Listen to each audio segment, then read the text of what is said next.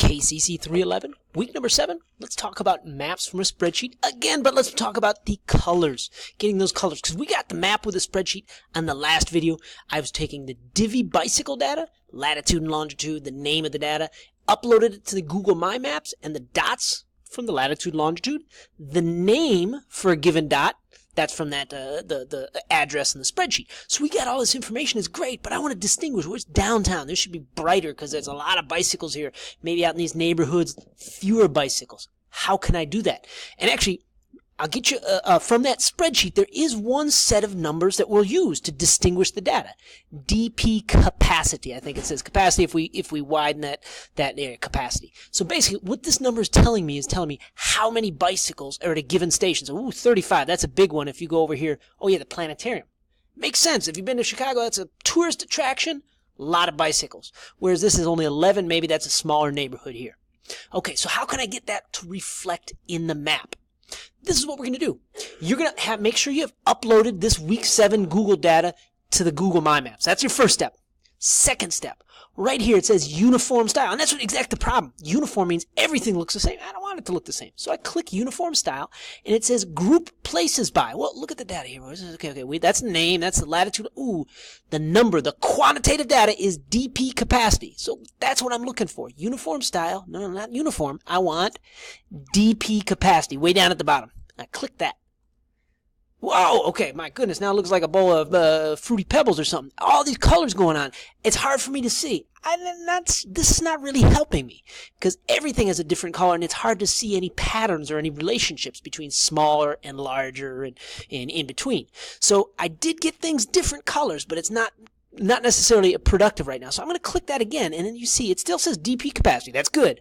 But this right here, I like that idea of like a tone, a shading, lighter to darker, fewer bikes to larger bikes. So let me click ranges. There we go. Now I'm in business. Little dots right here, that means there's not so many bicycles. These darker dots, which is close to, you see, Navy Pier, the closer to the tourist attractions, means more bicycles. Now I'm on to something.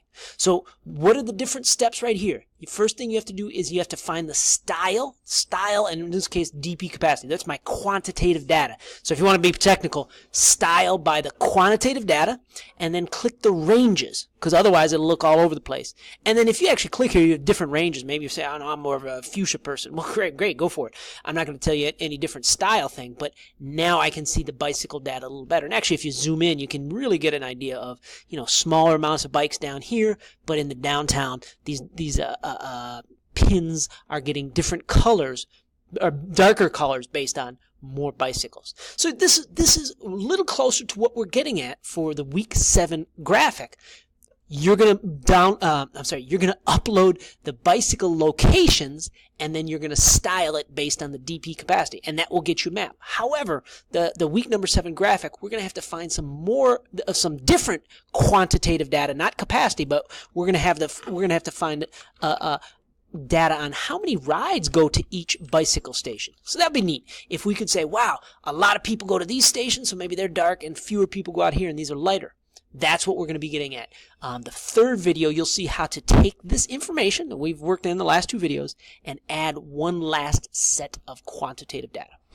And last review, make sure you know how to label the data. That's important. And also make sure you know how to control print screen.